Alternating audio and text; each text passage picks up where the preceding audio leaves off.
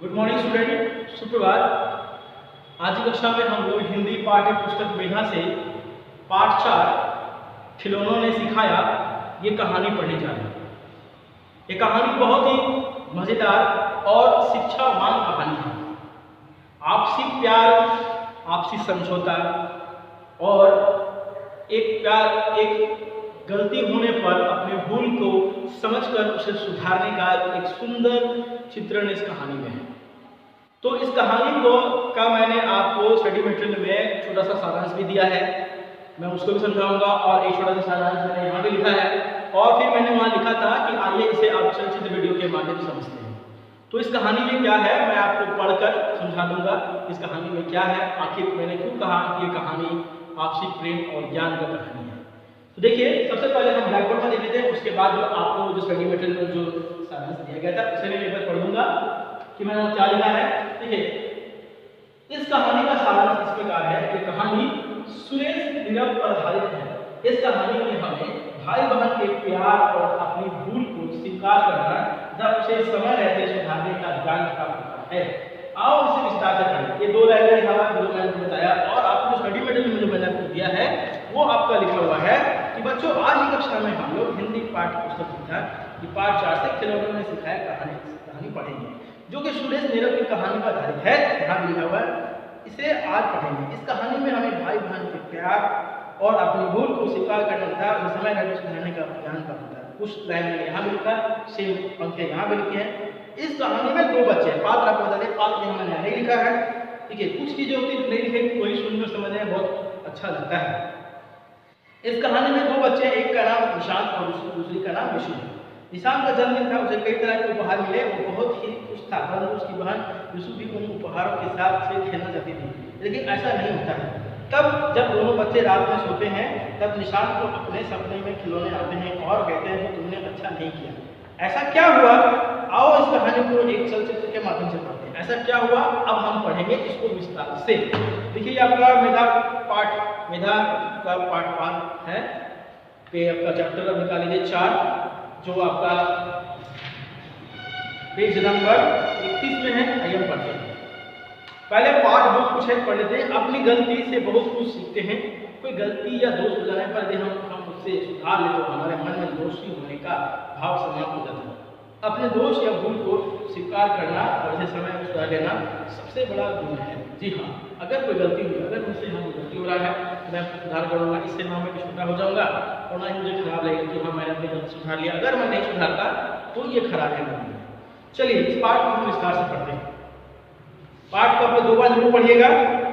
निशांत का जन्मदिन था, निशांत का जन्मदिन जैसे कि हम लोग सभी को अपना बर्थडे मनाते हैं, जन्मदिन था। मम्मी पापा और दादी ने उसे उपहारों से लाद दिया। मैंने बहुत सारे सामान पापा मिले, ठीक है, तो उसे लाद दिया इतना कि बाप रे बाप। दादाजी उसके लिए साइकिल लाए। अब क्या हुआ कि मम्मी पापा दादी ने मुझे उपहार दिया ही था एकदम भरपूर, और दादाजी भी प्यार से उसके लिए साइकिल लाए। निशांत साइकिल की घंटी बजा कर चारों ओर घर में घूम रहा था।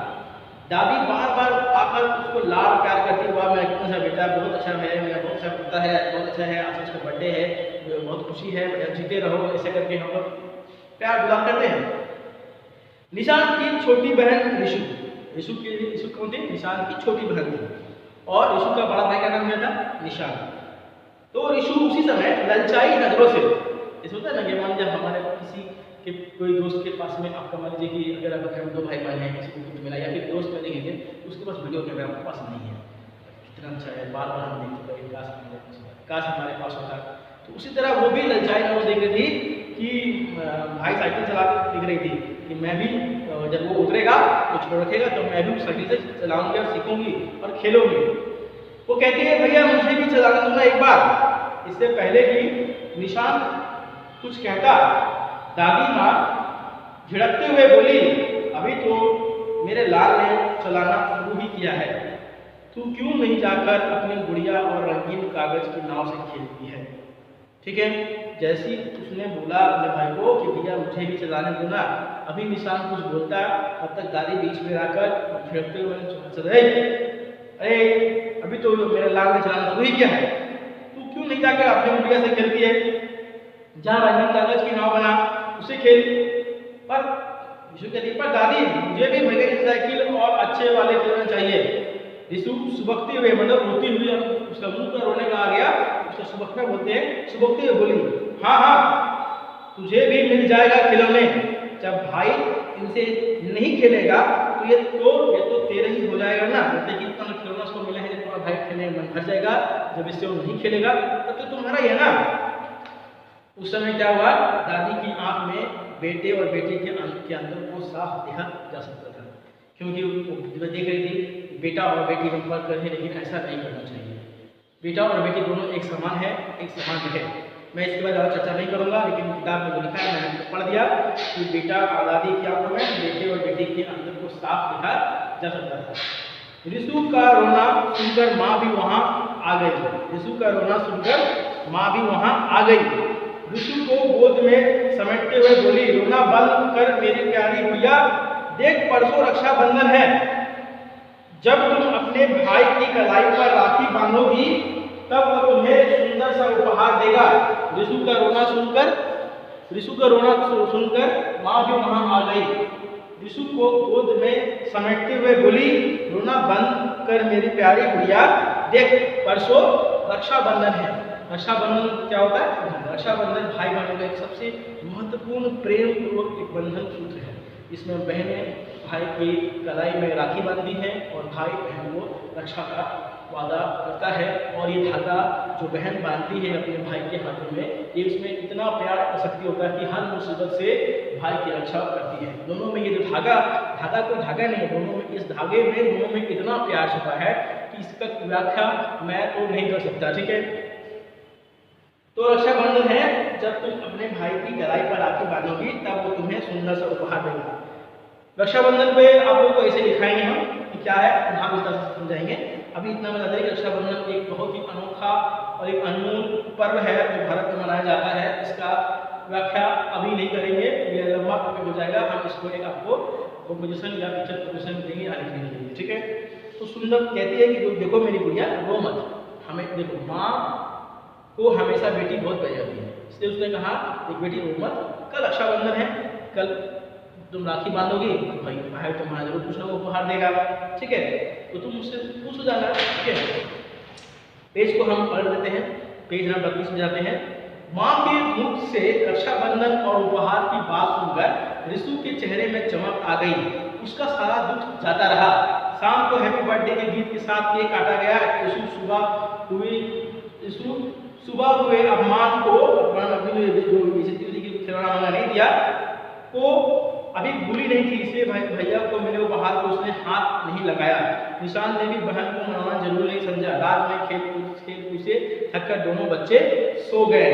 गहरी नींद में सोते ही निशान ने अपने आप को खिलौना से घिरा पाया। सपना में देखा कि चारों तरफ खिलौना से घिरा हुआ है। वे सब अचानक मानो जीवित हो उठे हैं। खिलौना है, जीवित हो उठे हैं। वे निशान से कह रहे हैं, अचानक मतलब एकाएक जिंदा हो उठे। वे निशान से कह रहे हैं, निशान तुम कैसे बच्चे हो, तुम अपनी छोटी बहन को हमारे साथ खेलने नहीं देते हो, हम तुम्हारे साथ नहीं रहेंगे। डर के मारे निशान की आंख खुल गई और उसके मुख से निकला रिशु मेरी बहन। देखा तो रिशु पास ही बिस्तर पर घोड़े बेचकर सो रही है, मतलब इतना से सो रही है, उनको चिंता फिक्र नहीं है, लेकिन निशान को बहुत ही बेचैनी हो रही है। कुछ देर सन्नाटा मतलब बिना आवाज सन्नाटा छाया रहा। निशान को लगा मानो बांसुरी का मधुर स्वर, मीठा स्वर संगीत उसके कानों में गूंज रहा है। उसे लगा कि उसकी बहन कुछ कह रही हो, दोस्तों मेरे भाई को मत सताओ, उसे छोड़कर कहीं मत जाओ, उससे भूल हुई है उसे क्षमा कर दो। निशान ने सोती हुई बहन के सामने कान पकड़कर कहा, मुझे माफ कर दो मेरी बहन, उससे गलती हो गई है, अब से हम दोनों मिलकर खिलौने से खेलेंगे। मैं दादी माँ से कहूँगा कि वे हम दोनों में अंदर ना किया करे। ऐसा कहकर निशान प्यार से बहन का सिर सजाने लगा। वो सोचने लगा कि मम्मी से कहकर रिशु के लिए रक्षाबंधन पर अपने जोड़े हुए पैसों से सुंदर रंगीन साइकिल लाएगा। ऐसा सोचते सोचते उसने आगे बढ़कर अपने बहन का माथा चूम लिया और फिर सो गया। देखा बच्चों, हमने इस कहानी में क्या पढ़ा कि किस प्रकार निशान को अपनी गलती का एहसास हुआ और उसने वादा किया कि अब के बाद से हम ऐसा नहीं करेंगे, भेदभाव नहीं करेंगे। और दादी माँ कहेगी तो हम बोल देंगे नहीं, हम दोनों में भेदभाव मत कीजिए, हम दोनों मिलकर करेंगे। देखिए, अगर आपके पास 2 भाई बहन हैं तो आप दोनों में हमेशा प्यार बनाए रखिए। जो बांट करें, बांटने से प्यार बनता है। ऐसा नहीं कि मेरा है हम ही लेंगे, ऐसा नहीं। तो आज की कक्षा में हमने प्यार, 2 भाई बहनों का प्यार सीखा और अपनी गलती का एहसास होने पर हमेशा गलती को सुधारे, चाहे कोई भी गलती हो, छोटा है बड़ा हो, अपनी गलती को सुधारे। तो इस पाठ को आप 2 बार जरूर पढ़िएगा। तब तक के लिए अभी इस पाठ का सारांश और इस चैप्टर को पढ़ने दिया जा रहा है और एक वीडियो दिया जा रहा है आपको। अगले क्लास में इसे समेत आपके प्रश्न उत्तर, शब्दार्थ, वाक्य बनाओ पुस्तक का दिया जाएगा। लेकिन हाँ, एक बात आप लोग बोल दे, इस पाठ को पढ़कर जो पुस्तक का है उसे जरूर पढ़ेंगे। तब तक के लिए धन्यवाद। मिलते हैं अगली कक्षा में एक नए पाठ और नए अध्याय के साथ।